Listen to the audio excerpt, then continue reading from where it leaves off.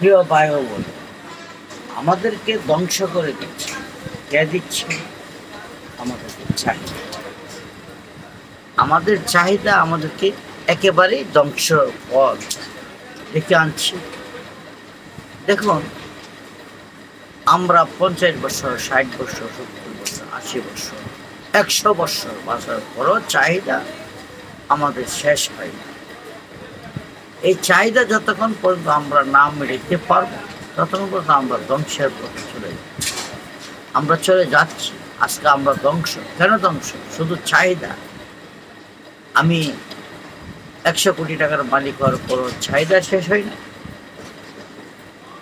আমার সব কিছু পাওয়ার পরও আমার চাহিদা শেষে আরও লাগবে।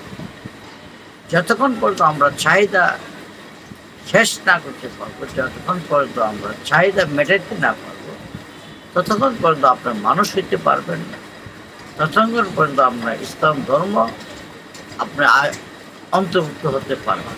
ইসলাম ধর্মকে চাহিদাকে নিষেধ করে লোভ করিও না, যে ইসলাম ধর্মের বাণী। লালসা করিয়েন না, ইসলাম ধর্মের বাণী। আমি ইসলাম ধর্মকে আমরা বলি যে আমরা ইসলাম ধর্মের মানুষ, কিন্তু আমাদের চাহিদা শেষ হয় না, লোভ শেষ হয় না, লালসা শেষ হয় না।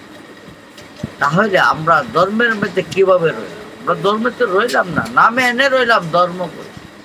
ধর্মের তো কর্ম আছে, ধর্মের একটা নিয়ম আছে।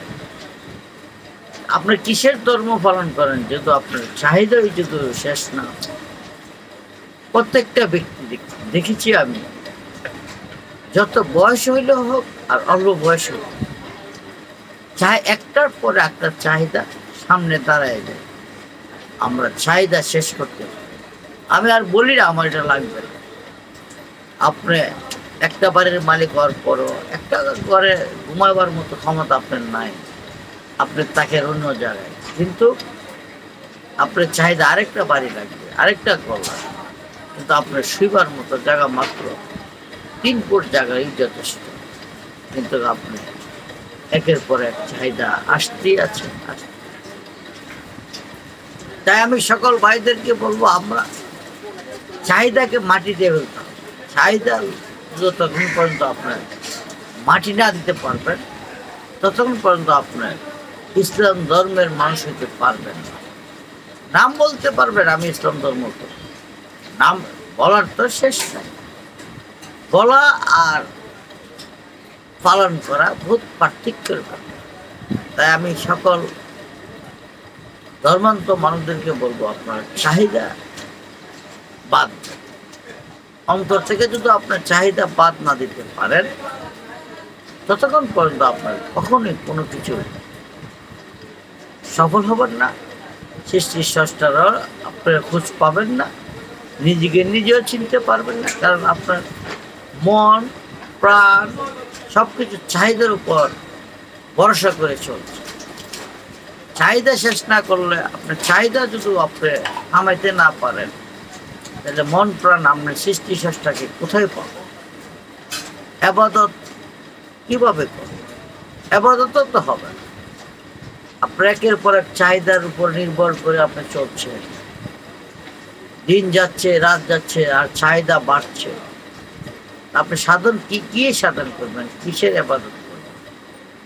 আপনার ইসলাম ধর্ম তো বলতেছে আবাদত করেন। কার আবাদত করবেন? আপনার তো চাহিদার আবাদত করতে করতে আপনার জীবন শেষ। তাই আপনারা সবাই যদি আমরা চাহিদা মেটাতে পারি, চাহিদা এটাকে আমরা মেরে ফেলতে পারি, চাহিদাটা যদি আমরা অফ করতে পারি, তখনই আমরা আল্লাহর সান্নিধ্য লাভ করতে পারবো এবং আল্লাহকে খুঁজে পাবো। আর আল্লাহকে খুঁজে পাওয়ার নামই আমরা ইসলাম ধর্ম, মুসলমান। তাই আমি সবাইকে বলবো, আমরা চাহিদা শেষ করি। চাহিদা যতক্ষণ শেষ না করবো, ততক্ষণ পর্যন্ত আপনি কোনো কিছু ধর্মীয় নাম বলতে পারবেন, ধর্ম পালন করবেন। প্রিয় ভাই ও বোনেরা, আপনারা চাহিদাকে অবশ্যই মেরে ফেলতে হবে। চাহিদা রাখা যাবে। সবাই ভালো থাকবেন। আসসালামু আলাইকুম।